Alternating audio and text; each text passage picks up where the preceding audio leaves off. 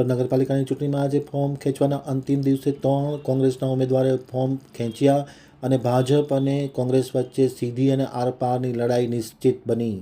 હવે છે રાપર આમતક ન્યૂઝ બ્યુરોનો એક વિસ્તૃત અહેવાલ. સ્થાનિક સ્વરાજ્યની ચૂંટણીમાં આજે ફોર્મ ખેંચવાનો છેલ્લો દિવસ હતો ત્યારે રાપર નગરપાલિકામાં ફોર્મ ખેંચવાના અંતિમ દિવસે 3 લોકોએ ફોર્મ ખેંચ્યા હતા.